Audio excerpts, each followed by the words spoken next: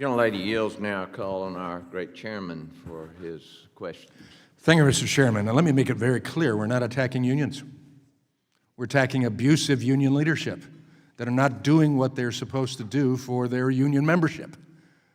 I thank unions for the working conditions I had at U.S. Steel, Southworks, because of what my dad as a union organizer and others did. We're talking about the backing away of protecting union workers. We're not attacking unions here. And I think that's why the Republican Party is now being seen as the party of the working man and woman, the rank and file. Randy Weingarten has not said anything about anti-Semitism. So to raise her name raises my ire.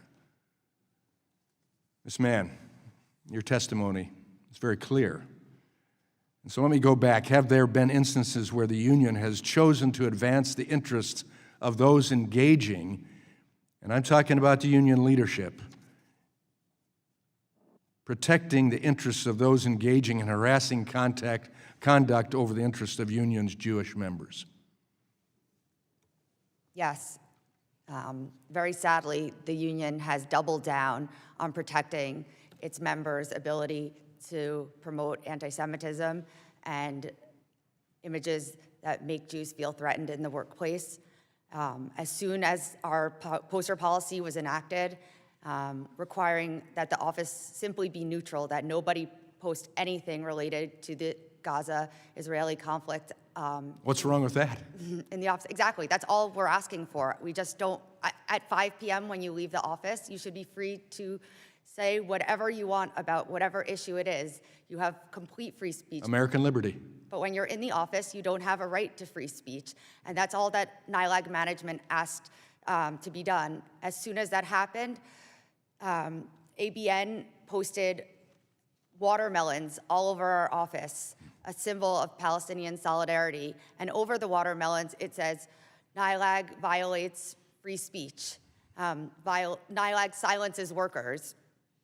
And they continue these tactics, holding lunchtime pickets where they walk around the office in keffiyehs, holding Palestinian flags. They pose for pictures in our reception area. These images are visibly seen by clients, not just Jewish members, but we serve the most vulnerable populations in New York City, and they too are traumatized by walking into our office. We have to shield them from the images that surround our cubicles and try as quickly as possible to get them to a conference room without seeing so many of the intimidating, harassing materials that surround the office. Cowardly union leadership that's encouraging this type of thing to go on, as well as entities that don't stand up against it. So I appreciate that. Mr. Rubenstein, United, as you've indicated, United Electrical Workers Union leadership and the Cornell Graduate Student Union leadership chose to help fellow graduate students avoid university discipline and expulsion and deportation by the U.S. government. This student engaged in disruptive anti-Israel advocacy on campus, as well as cheering for the, and I quote, end of the U.S. empire, celebrating Hamas actions on October 7th, and tweeting that Zionists are a, quote, moral-less, soulless, cowardly, inhumane bunch. What do you think of the union leadership using its resources to defend this graduate student? Well, that is certainly the union's prerogative to defend such an individual. And I want to be clear, I'm not anti-union, and I believe in free speech. So if they want to support someone like that, absolutely fair game. But Jewish students should not be forced to financially support that. And we should certainly not be forced to beg for permission to not do so, as Cornell is currently forcing us to do. Thank you for nailing that home, the issue that we're talking about there. And then that goes back to free speech and freedom in America. Thank you. Mr. Tobman, the duty of fair representation doctrine was intended to protect workers in a bargaining unit who may be in the minority in the union and to force unions to represent those people fairly as well, even if the union leadership did not like those workers or agree with their views. Have you seen unions violate the duty of fair representation with respect to Jewish employees?